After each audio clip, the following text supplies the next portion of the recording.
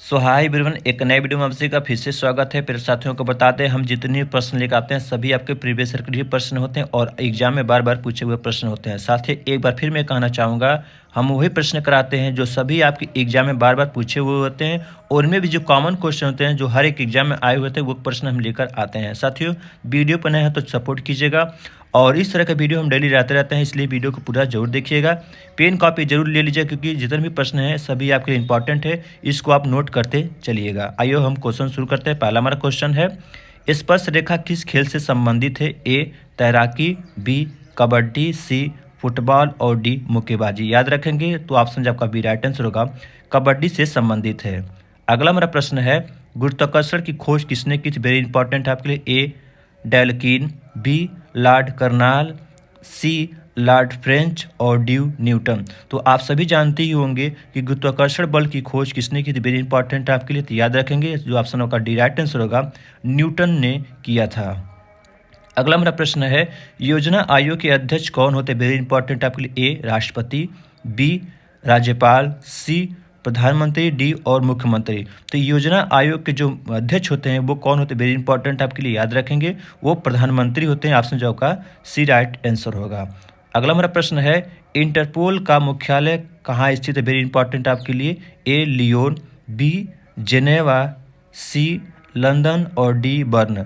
तो इंटरपोल का मुख्यालय कहाँ स्थित है? वेरी इंपॉर्टेंट के लिए याद रखेंगे तो ऑप्शन जो उसमें आपका जो ए राइट आंसर होगा लियोन में स्थित है। अगला हमारा प्रश्न है, भारत के कितने राज्य बांग्लादेश की सीमा से लगते हैं? वेरी इंपॉर्टेंट आपके लिए। बच्चे इसमें बहुत कन्फ्यूज होते हैं, बिल्कुल आप कन्फ्यूज नहीं होइएगा। ए 6 राज्य, बी 7 राज्य, सी 8 राज्य और डी 5 राज्य। याद रखेंगे 5 राज्य हमारे लगते हैं। ऑप्शन का डी राइट आंसर होगा। अगला हमारा प्रश्न है, भारतीय मुद्रा का नाम रुपया किसने रखा? वेरी इंपॉर्टेंट आपके लिए। ए शेरशाह, बी जहांगीर, सी हुमायूं और डी अकबर। तो भारतीय मुद्रा का नाम रुपया किसने रखा है? वेरी इंपॉर्टेंट आपके लिए, याद रखेंगे तो ऑप्शन का राइट आंसर होगा शेरशाह ने रखा था। अगला हमारा प्रश्न है, विद्युत बल्ब के अंदर कौन सी गैस भरी होती है? A nitrogen, B oxygen, C argon, D helium. तो विद्युत जो हमारा बल्ब है उसके अंदर कौन सी गैस भरी जाती है? वेरी इंपॉर्टेंट आपके लिए, याद रखेंगे तो उसमें आर्गन गैस भरी जाती है। ऑप्शन का सी राइट आंसर होगा।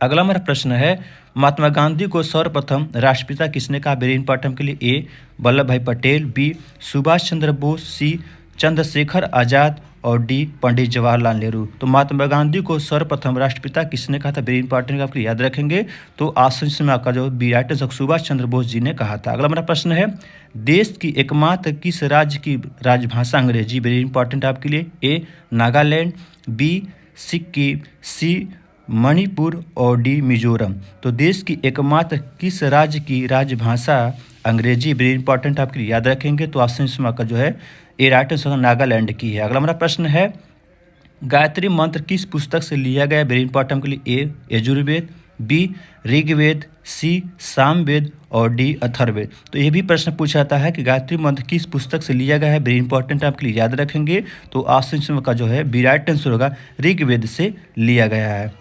अगला हमारा प्रश्न है, इंडोनेशिया का राष्ट्रीय खेल क्या है? वेरी इंपॉर्टेंट आपके लिए। A hockey, B baseball, C badminton, D ludo. तो इंडोनेशिया का राष्ट्रीय खेल क्या है? वेरी इंपॉर्टेंट के लिए साथियों, ये प्रश्न एसएससी में हाल ही में पूछा गया, याद रखेंगे तो वो बैडमिंटन है। ऑप्शन का जो है सी राइट आंसर होगा। अगला हमारा प्रश्न है, तिरंगे पर अशोक चक्र किसने लगवाया था? वेरी इंपॉर्टेंट आपके लिए। ए इंदिरा गांधी जी ने, बी महात्मा गांधी, सी भगत सिंह और डी भीमराव अम्बेडकर। तो तिरंगे पर अशोक चक्र किसने लगवाया था? वेरी इंपॉर्टेंट आपके लिए, जरूर याद रखेंगे साथियों। इसमें बच्चे बहुत कंफ्यूज होते हैं, बिल्कुल आप कंफ्यूज नहीं होइएगा, याद रखेंगे ऑप्शन का डी राइट आंसर होगा भीमराव अम्बेडकर जी ने लगवाया था। अगला हमारा प्रश्न है, सौर मंडल का सबसे हल्का ग्रह कौन सा है? ए शुक्र ग्रह, बी शनि ग्रह, सी बुध ग्रह और डी मंगल ग्रह। तो सौरमंडल का सबसे हल्का ग्रह किसे कहा जाता है? ये भी प्रश्न पूछा जाता है। बहुत सारे बच्चे इसमें भी गलत आंसर लगाते हैं, लेकिन आप याद रखिएगा शनि ग्रह को सौरमंडल का सबसे हल्का ग्रह कहा जाता है। ऑप्शन का बी राइट आंसर होगा। अगला हमारा प्रश्न है, राज्यसभा के सदस्यों के लिए कितनी न्यूनतम आयु होनी चाहिए? ए 20 वर्ष, बी 25 वर्ष, सी 35 वर्ष, डी 30 वर्ष। तो राज्यसभा के जो सदस्य होते हैं उनकी न्यूनतम आय कितनी होनी चाहिए सदस्य के लिए, याद रखेंगे तो वो 30 वर्ष होनी चाहिए। ऑप्शन जो है डी राइट आंसर होगा। अगला हमारा प्रश्न है, टीपू सुल्तान कहाँ का शासक था? वेरी इंपॉर्टेंट आपके लिए। ए मैसूर, बी हैदराबाद, सी अहमदनगर और डी बीजापुर। तो टीपू सुल्तान कहाँ का शासक था, ये प्रश्न पूछा गया, वेरी इंपॉर्टेंट आपके लिए, याद रखेंगे। तो कहाँ का शासक था? मैसूर का शासक था। ऑप्शन जो कि ए राइट आंसर होगा। अगला हमारा प्रश्न है साथियों, चरक किसके राज्य के चिकित्सक थे? ए अशोक, बी चंद्रगुप्त, सी हर्षवर्धन और डी कनिष्क। जो चरक थे वो एक वैद्य थे, चिकित्सक थे, और वो कहाँ के, किस राज्य के शासक थे, किसके शासक थे, ये प्रश्न पूछा जाता है, याद रखेंगे। तो वो कनिष्क के राज्य चिकित्सक थे। अगला प्रश्न हमारा है, महावीर की माता कौन थी? ए देवनंदी, बी त्रिशला, सी यशोदा और डी वैशाली। तो महावीर स्वामी जो हैं उनकी माता कौन थी, ये प्रश्न पूछा गया। क्या नाम है उनका माता का, ये प्रश्न पूछा जाता है, याद रखेंगे। उनकी माता का नाम त्रिशला था। ऑप्शन जो है बी राइट आंसर होगा। अगला प्रश्न है, गुप्त शासकों की सरकारी भाषा थी? ए पाली, बी संस्कृत, सी हिंदी, डी प्रकृत। याद रखेंगे जो हमारे गुप्त शासक थे उनकी जो सरकारी यानी राजकीय भाषा बोला जाता है वो भाषा क्या थी, याद रखेंगे, वो संस्कृत भाषा थी। ऑप्शन जो के बी राइट आंसर होगा। अगला हमारा प्रश्न है, गौतम बुद्ध ने अपना पहला उपदेश कहाँ दिया था? ए कुशीनगर, बी बोध गया, सी वैशाली, डी सारनाथ। तो महात्मा बुद्ध ने, गौतम बुद्ध ने वो अपना पहला उपदेश कहाँ दिया था, याद रखेंगे, वो सारनाथ में दिए थे। ऑप्शन जो का डी राइट आंसर होगा। अगला हमारा प्रश्न है साथियों, जातक किसका ग्रंथ है? ए शैव धर्म, बी वैष्णव धर्म, सी बौद्ध धर्म और डी जैन धर्म। तो जो जातक ग्रंथ है वो किसका धर्म से संबंधित है, ये प्रश्न पूछा जाता है, याद रखेंगे, वो बौद्ध धर्म से संबंधित है। ऑप्शन जो है सी राइट आंसर होगा।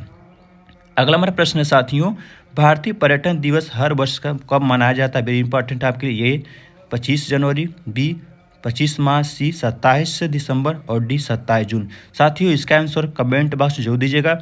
वीडियो कैसा लगा बताइएगा ज़रूर, और इस तरह का वीडियो हम डेली लाते रहते हैं। जितने भी प्रश्न आपके सभी प्रीवियस ईयर के प्रश्न हैं, वीडियो को सपोर्ट जरूर कीजिए।